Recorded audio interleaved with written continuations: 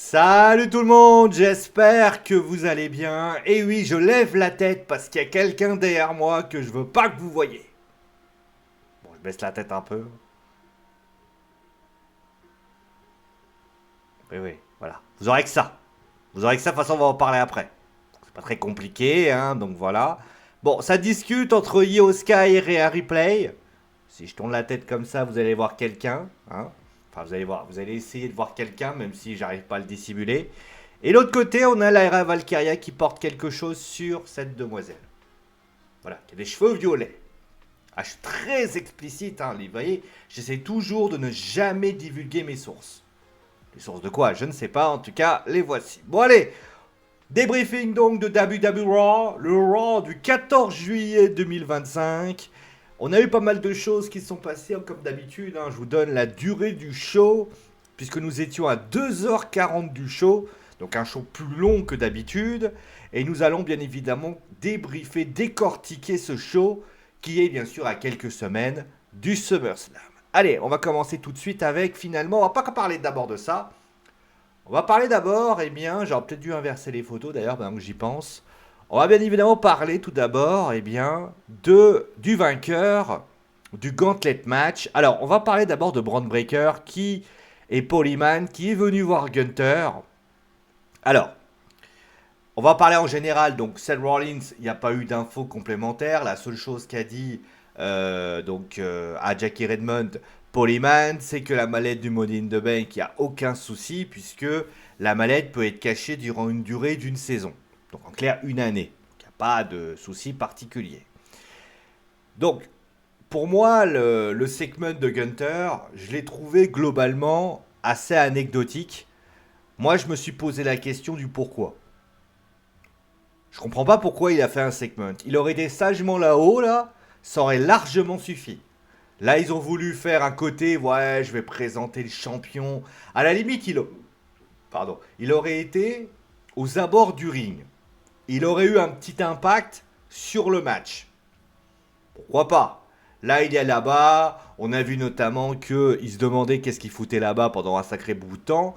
Je vais dire, j'ai pas trouvé que c'était globalement intéressant. Pour le Gauntlet Match en lui-même, bah, grosse performance de Braun Breaker qui n'a pas gagné le match. Alors, je pense que la WWE avait pour ambition de mettre Seth freaking Rollins. Et au final, bah, il a pris le push de Rollins. En fait, je pense que l'idée était certainement que Seth Rollins remporte tous les matchs, enfin il fallait aller jusqu'au bout, avec l'aide de Braun Breaker et de Bronson Reed. Et il s'avère qu'il aurait rencontré à ce moment-là CM Punk. CM Punk et Seth Rollins ne se seraient pas forcément affrontés, puisqu'il y aurait eu forcément l'arrivée de Jey Uso, il y aurait eu peut-être l'arrivée de LA Knight, et plus important, il y aurait eu l'arrivée du OTC Roman Reigns. Donc, à mon avis, le OTC, il est arrivé à ce moment-là. D'ailleurs, le match était sans disqualification, ce qui peut expliquer pourquoi il y avait cette intervention, pour ainsi dire. Donc, clairement, ils ont pas mal changé beaucoup de choses. D'ailleurs, on le voit, hein, dans les participants qui ont été proposés durant cette soirée, bah, on constate que tu as tous les adversaires de l'équipe du clan de Seth Rollins qui étaient présents à ce moment-là. Donc ça veut vouloir dire quelque chose. Voilà. Bon, en tout cas, le match, franchement, était assez cool. Bon, j'ai trouvé, il y a un moment qui m'a vraiment saoulé. Alors, Christophe Ajus, d'ailleurs, s'est un peu énervé dessus. C'est le moment où Jey Uso a fait le mariole avec le hit. J'en ai parlé, je sais plus quand, et je vais c'est en stream d'ailleurs, je crois. Euh, En fait, en faisant ça, et c'est pas pour critiquer Jey Uso que j'aime beaucoup. Moi, je l'adore en tant que champion par équipe. J'étais content quand il a remporté le titre poids lourd parce que bah, je suis content de le voir comme ça. Mais en fait, quand il fait ça, quand il met un coup à Braun Breaker et qu'après il revient, il fait allez, c'est parti, on recommence. On peut le faire. Daniel Bryan le faisait. Là, on a l'impression d'un espèce de comic relief qui, un sorte de bon bah on va faire c'est le comic relief, ouais, on va refaire 14 fois la même chose parce que c'est cool. Alors, moi j'ai envie de vous dire quelque chose. Si la WWE avait pour optique de faire une entrée de ce délire-là, bah à ce moment-là, tu fais rentrer au début. Parce que si tu le fais rentrer au début, bah t'évites ce cinéma qu'a fait Jey Uso, où il a expédié Braun Breaker, qui a vendu là. Oh, on avait l'impression qu'il avait pris un météore dans la tronche, et tu le vois en train de faire une fois. Alors une fois, à la limite, je dis, bon allez, c'est marrant. 2 fois. C'est quoi le record? C'est 4 fois, 5 fois, 6 fois, 10 fois, 20 fois? Non, il faut être sérieux, surtout que le match entre Braun Breaker et Jey Uso est plutôt bon. Mais t'as pas besoin d'en faire des caisses comme ça. Après, pour le match en lui-même, Penta c'était bien. LA Knight c'était assez cool. Bon, Jey Uso c'était sympa. Et CM Punk c'était pas mal aussi. Après, j'ai envie de dire que bah, j'ai d'habitude ce côté gauntlet match avec un gars qui dure longtemps, c'est en général plutôt un face qui est dessus. Là, ils ont opté pour le heal. Alors après, j'aurais préféré qu'ils le démolissent un peu facilement. Surtout le premier. Alors je sais, Penta aurait subi pour les autres. Mais moi, à mon point de vue, je trouve que Braun Breaker, encore une fois, hein, Braun Breaker, je pense, a, a subi, a pris le match en lui-même de Seth Rollins. Donc il a suivi la continuité en y apportant son style, pour ainsi dire. Voilà. Bon, ensuite on a eu ça. Alors, après le match, ah bah merde, si je mets pas la bonne photo, ça va pas le faire. Attendez, je vais vous changer ça. Vous avez rien vu de toute façon, hein, vous inquiétez pas. Voilà. C'est juste que j'ai pas changé la bonne miniature. Mais attention, hop, voilà. De toute façon, on va passer dans l'autre vignette parce que sinon vous ne verrez pas, vous ne le verrez pas. Donc ça serait quand même un peu ballot. Voilà. Donc Roman Reigns, alors on va expliquer ce qui s'est passé. Donc on a donc la victoire de CM Punk avec l'aide de Jey Uso. Les Reed et Breaker décident de venir pour intervenir contre Jey Uso et CM Punk. Sauf que à ce moment-là, on entend la musique du OTC qui arrive. Et finalement, eh bien, il attaque Braun Breaker, il attaque Bronson Reed. Et il relève donc Jey Uso et pas CM Punk. Alors, dans l'approche du match, moi j'aurais préféré qu'il intervienne à la fin. Alors vous allez me dire, oui mais Jey Uso était là, il fallait qu'il intervienne, etc.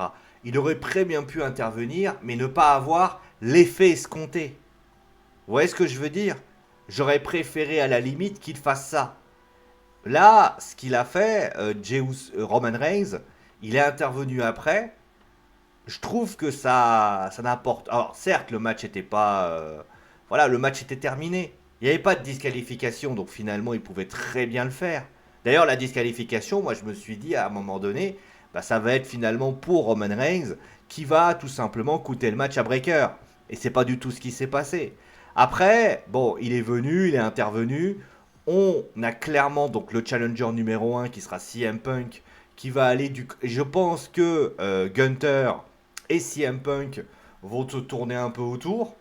Avec peut-être et du côté de Roman Reigns et de Jey Uso, on peut imaginer une association avec finalement eh bien, les adversaires de l'autre côté qui seront Braun Breaker et Bronson Reed. D'ailleurs, j'ai eu une petite révélation justement.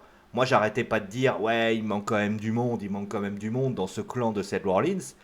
Bah au final, bah, peut-être que on va créer une sorte de comment dire, on va mettre Roman Reigns, Jey Uso, Jimmy Uso, Jacob Fatu et CM Punk, peut-être. Et l'autre côté, on mettrait peut-être Seth Rollins, s'il est rétabli. On aurait Bronson Reed, Braun Breaker, Icoolé. Alors là, par contre, ça poserait un petit souci, même si je pense qu'ils sont en train de préparer les arrières au cas où Seth Rollins ne viendrait pas. Mais à ce moment-là, on aurait Braun Breaker, on aurait Solo Sikoa, Jacob Fatu et JC Mateo. Jacob Fatu, Icoleo, enfin, Talatonga. Et donc voilà, on aurait un système à 5 qui pourrait être intéressant, pour ainsi dire. Donc, pour moi, je trouve que du côté de Roman Reigns, là, on est encore une fois en train de créer quelque chose. D'ailleurs, on a vu, hein, Elena n'était pas intervenue, Penta n'est pas intervenu. Je pense que la blessure de Seth Rollins a un peu tout fait capoter et ça a quand même posé quelques soucis. Après, on n'est pas à l'abri que Roman Reigns n'intervienne pas dans le main event de du SummerSlam, pour ainsi dire. Voilà. Mais en tout cas, la construction du gauntlet match était... Ouais, à part le fanfaronnade de Jey Uso, c'était quand même assez sympa. Bon, le segment avec Gunther, bah, c'est pour dire que Gunther a battu Goldberg. Je suis pas certain que ce soit très utile. Et l'intervention de Roman Reigns aurait été dû avoir pendant le match et pas après le match. Voilà. Donc, après cela, on a eu ça. Donc, on va revenir sur le début du show avec Rhea Ripley. Donc, Naomi est venue en tant que championne puisqu'elle a caché sa mallette. Il y a eu Rhea Ripley qui est venue par la suite et donc Io Sky qui est venue. Donc, on a décidé tout bonnement à créer un triple threat match. Adam Pearce donc a annoncé que Naomi, Rhea et Bailey, que Io Sky s'affronteraient donc au SummerSlam. Bon, c'est un opener, c'est pour le couronnement d'une nouvelle championne. C'était ce qui était prévu et c'est ce qui s'est passé. Après, pour ce qui s'agit de Rhea et de Io, bah, c'était tout simplement... Je trouve ça intéressant d'ailleurs de voir que Io a bien évolué. Io est en train, voilà, de montrer qu'elle est tout simplement en train de devenir une vraie championne. Elle a un peu mal parlé, elle a mal parlé à Naomi. D'ailleurs, Naomi qui dit je comprends rien à ce que tu dis. Alors, quand elle parle japonais, je veux bien, mais là, elle avait quand même. Là, c'est un peu bizarre comme elle a répondu ça. Rhea, c'était pareil. Bon, à la fin, Adam Pearce a lancé ça. Bon, t'auras ton tripod chouette. J'ai envie de dire que je le vends très vite.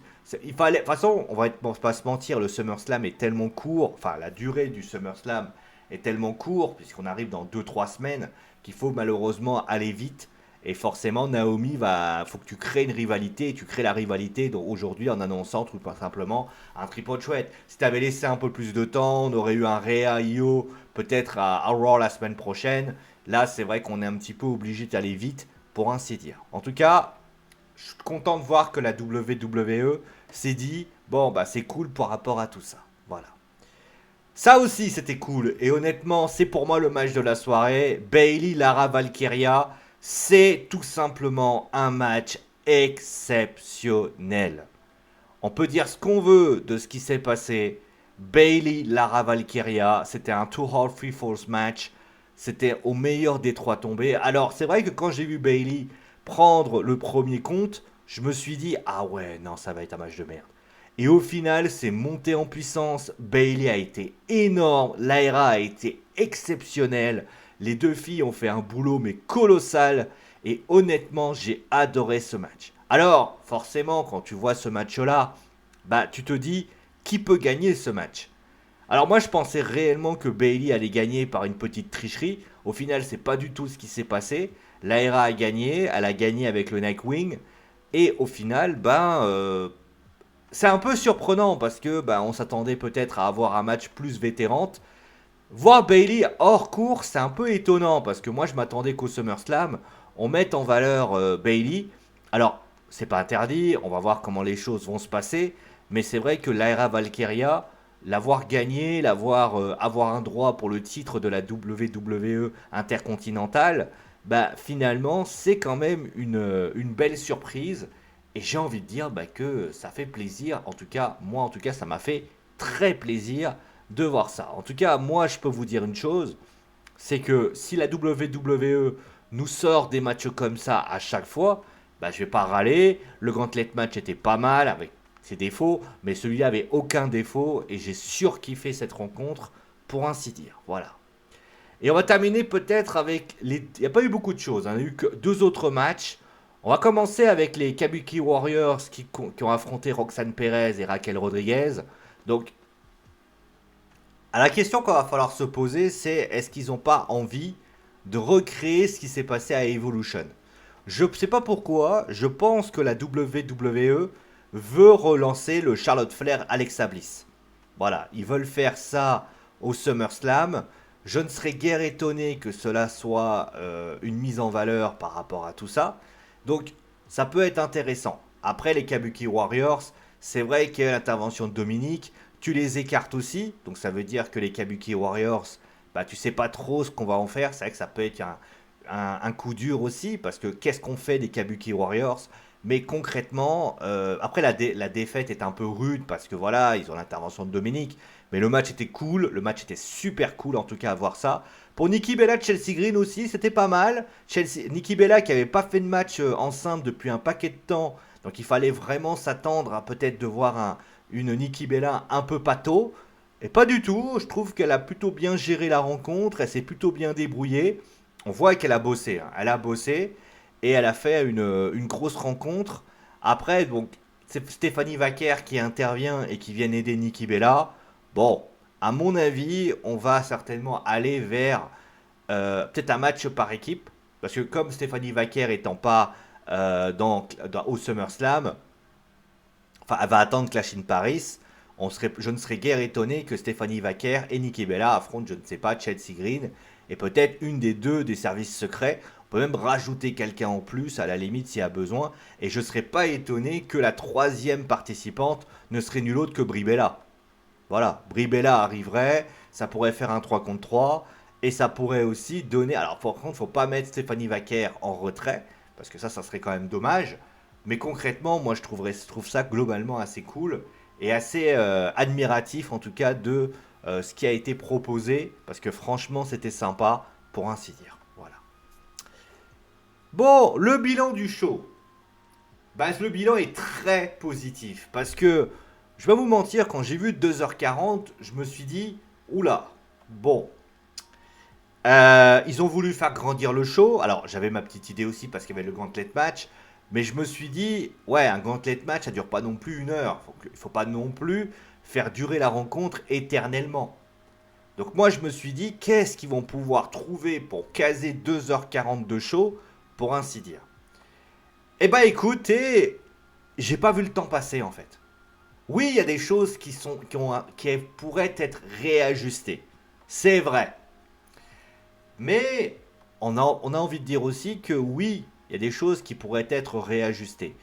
Mais c'est pas mal. Franchement, c'est pas mal. Quand je vois ce qu'a proposé la WWE aujourd'hui, c'est quand même sacrément construit, sacrément lourd. Honnêtement, moi j'ai adoré ce show. Il y a des choses à dire. Oui, il y a des choses à dire. Il y a des choses à... On pourrait discuter. Mais le gauntlet match est sympa, même si j'en ai parlé, il y a des défauts. Lyra Valkyria et Bayley, c'est du cousu humain, c'est adorable. Tous les matchs ont été très bons. Le segment avec Gunther, ouais, on pourrait peut-être le retirer, mais honnêtement, on va pas chipoter non plus. Souvenez-vous des moments où j'arrêtais pas de râler sur WWE Raw. J'ai l'impression que la WWE a l'air d'avoir repris son rythme de croisière avec Raw, comme s'ils avaient eu un gros passage à vide, ils savaient pas trop où ils allaient. Et d'un seul coup, là, ils ont remis l'accélérateur et ils ont bien géré le truc. Alors après, peut-être parce que... Alors, je soupçonne aussi un truc. Alors, maintenant, le problème, c'est que SmackDown est à 2 heures maintenant. Mais je pense que la WWE arrive à mieux gérer. Parce que à une époque, je disais souvent, bah, Triple H arrivait mieux à gérer le show des 3 heures. Là, j'ai l'impression qu'il arrive à mieux gérer ce qui s'est passé. Et ça, c'est cool. Alors, bien évidemment, moi, d'ailleurs, c'était vraiment ma hantise. Ça va être vraiment la semaine prochaine. Pourquoi? Le Gauntlet Match, il a bien aidé. C'est vrai. Là, on a eu le King of the Ring la semaine dernière. Enfin, le King of the Ring. On avait d'autres éléments la semaine dernière qui pouvaient laisser entendre, encore une fois, que ça pouvait peut-être mal se passer. Hein, il y avait Goldberg, on avait quand même du contenu intéressant qui pouvait justement nous donner une petite inquiétude. Peut-être, pourquoi pas, hein, clairement. On avait notamment... mais ça allait vers le bon sens. Moi, je m'attendais réellement que avec le Saturday Night Main Event, tu as quand même 2 shows bien consistants pour pouvoir bien amener les choses. Au final, ils ont quand même réussi à garder la tête haute et je m'attendais à ce que Night of Champion, bah, avec l'absence finalement de ce qui s'est passé, ça aurait pu mal se passer. Et bah finalement, c'est pas du tout ça. Il manque John Cena, ça ne se voit pas. Et au final, bah, Roman Reigns est revenu. Bah, finalement, il est revenu, oui, mais c'est la cerise sur le gâteau. C'est vraiment le petit côté, ça c'est cool. Et franchement, ça c'est sympa et ça c'est sympa. Voilà. Bon allez, on va s'arrêter là pour aujourd'hui. On va se retrouver très vite pour un nouvel épisode de la WWE. Franchement, les messieurs de la WWE, je tenais à vous le dire, là vous êtes sur une très bonne pente. continuez sur cette lancée, n'abandonnez pas parce que vous êtes en train de faire du très bon show. Et honnêtement, bah voilà, je suis content et il faut continuer comme ça. Oui, je vais continuer à râler sur certains points, mais encore une fois, râler, c'est pas comme. Il y a râler et râler. Il y a râler, c'est un show de merde. Il y a râler, le show est cool et j'ai envie de le regarder. Voilà. Allez, merci à vous en tout cas, prenez soin de vous et à très vite.